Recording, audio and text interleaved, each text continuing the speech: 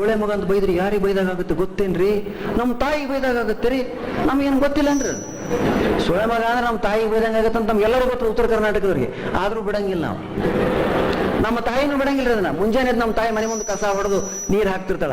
ಅವಾಗ ನಮ್ಮ ಗೆಳೆಯ ಮಾತಾಡ್ಸಕ್ ಬರ್ತಾನ್ರಿ, ನಮ್ಮನ್ನ ವಾಕಿಂಗ್ ಎಬ್ಸ್ಕೊಂಡು ಹೋಗಿ ಬರ್ತಾನೆ. ನಮ್ಮ ತಾಯಿನೇ ಕೇಳ್ತಾನಮ್ಮ, ಎದ್ದಿಲ್ಲ ನನಗೆ ಸೊಳ್ಳೆ ಮಗೇನ ಎಬ್ಸ್ಕೊಂಡು ಹೋಗಪ್ಪ, ಏನೇ ಎದ್ದಿಲ್ಲ ನೋಡು ಅಂತೇಳ ಆಕಿ. ಅಗ್ದಿ ಕಾಮನ್ ರೀ ಇದು. ಏನೋ ಆದ್ರೆ ಅವನ ಜೊತೆ ವಾದ ಮಾಡಬಾರ್ದು ಅಂತ ತೀರ್ಮಾನಕ್ಕೆ ಬಂದಾನೆ. ಯಾಕಂದ್ರೆ ಅವ ಅದೊಂದೇ ಪಟ್ಟಿರ್ತಾನೆ, ಅನಬಾರ್ದಾಗಿತ್ತು. ಕೈ ಮುಗಿದ್ಬಿಟ್ಟೆ, ತಾತ ಅನಬಾರ್ದಾಗಿತ್ತಪ್ಪ, ನನ್ನ ಕೈ ಬಿಡು, ಅಂದು ತಪ್ಪಾಗ್ಯದ ಅಂತೇಳಿ ನುಣಚಿಕೊಂಡೆ. ಅವ ಇಟ್ ಈಸ್ ಹಾರಿಬಲ್ ಅಂತ ಹೋಗಿಬಿಟ್ಟ.